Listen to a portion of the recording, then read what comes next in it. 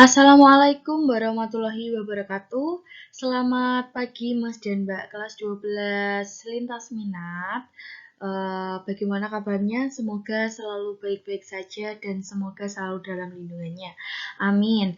Nah, hari ini Bu Dini akan menjelaskan materi pertama yang ada di semester 6 yaitu mengenai bioteknologi. Jadi langsung saja Bu Dini mulai ke berikutnya. Nah, di sini Bu Dini sudah menampilkan gambar. Nah, ini bisa kalian amati. Kira-kira tahu nggak itu gambar apa? Nah, itu merupakan tumbuhan tembakau yang telah disisipi oleh gen kunang-kunang, sehingga menyebabkan tumbuhan tembakau dapat menghasilkan cahaya. Nah, di sini awalnya tanaman tembakau biasa ini disisipkan oleh gen dari kunang-kunang, menyebabkan tumbuhan tembakaunya itu dapat menghasilkan cahaya.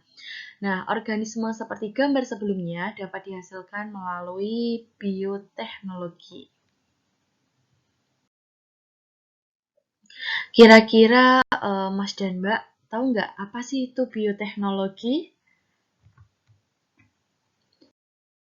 Oke, bioteknologi merupakan teknik pemanfaatan agen organisme untuk kepentingan manusia dalam menghasilkan produk ataupun jasa. Nah, di sini Bu Dini ada latihan soal. Silahkan dikerjakan di buku tulis masing-masing dan silahkan nantinya akan dikirim di Teams. Nah, soal yang pertama, bioteknologi berasal dari kata bio artinya hidup, teknos artinya teknologi, dan logos artinya ilmu, yang diartikan sebagai ilmu yang menerapkan prinsip-prinsip biologi. Namun, sering adanya perkembangan bioteknologi memiliki pengertian yang lebih luas. Menurut kalian, jadi menurut Mas dan Mbak, apa sih yang kalian ketahui tentang bioteknologi? Bu Dini lanjutkan, berdasarkan perkembangannya, bioteknologi dibagi menjadi dua, yaitu bioteknologi tradisional dan bioteknologi modern. Bioteknologi tradisional merupakan bioteknologi kuno dan sederhana. Sedangkan kalau bioteknologi modern itu merupakan bioteknologi kekinian dan prosesnya rumit. Yang pertama yaitu bioteknologi tradisional yang biasanya itu disebut dengan fermentasi.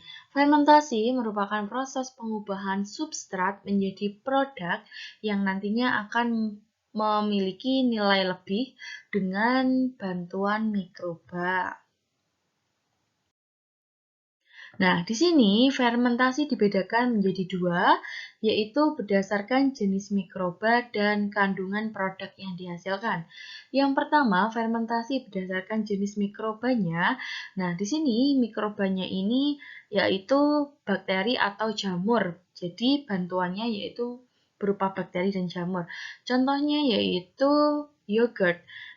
Substratnya berupa susu, kemudian jenis mikrobanya berupa bakteri Lactobacillus bulgaricus, kemudian nata de coco, substratnya air kelapa, dan jenis mikrobanya yaitu berupa bakteri Acetobacter pseudomonas. Kemudian kecap, jenis substratnya yaitu kedelai.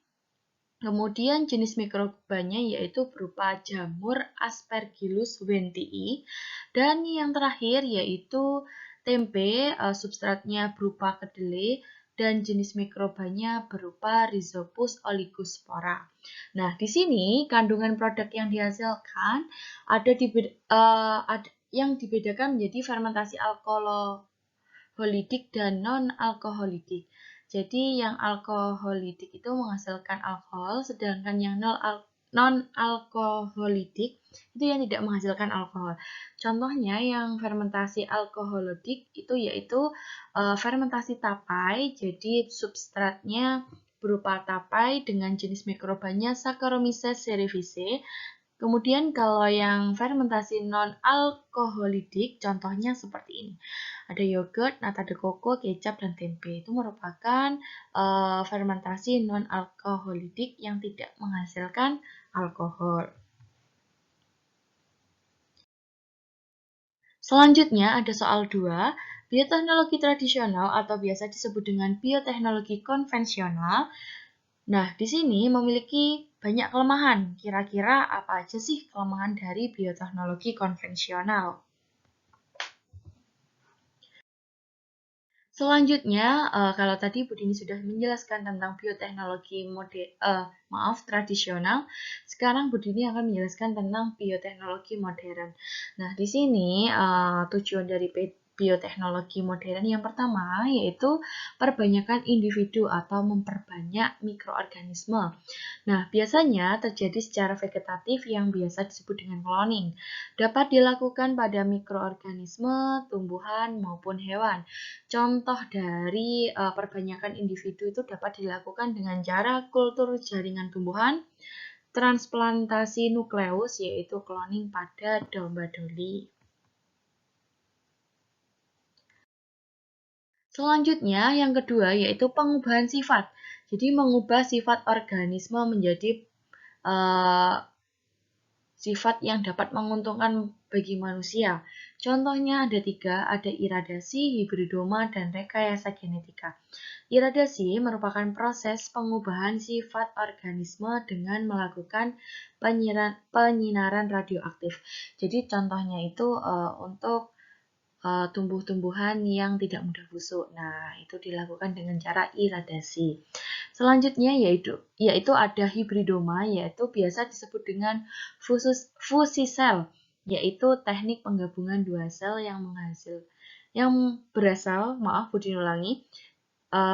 teknik penggabungan dua sel yang berasal dari jaringan yang berbeda sehingga menghasilkan sel hibrid yang memiliki sifat dari kedua sel tersebut. Yang terakhir, bioteknologi modern tujuan yang ketiga yaitu perbaikan lingkungan atau bioremediasi. Tujuannya memperbaiki lingkungan yang rusak akibat pencemaran atau yang lain dengan memanfaatkan jasa mikroorganisme. Nah, mikroorganismenya itu apa aja sih? Nah, yang pertama ada fitoremediasi yaitu melibatkan tumbuhan, kemudian mikoremediasi melibatkan jamur, dan bakteri remediasi melibatkan bakteri.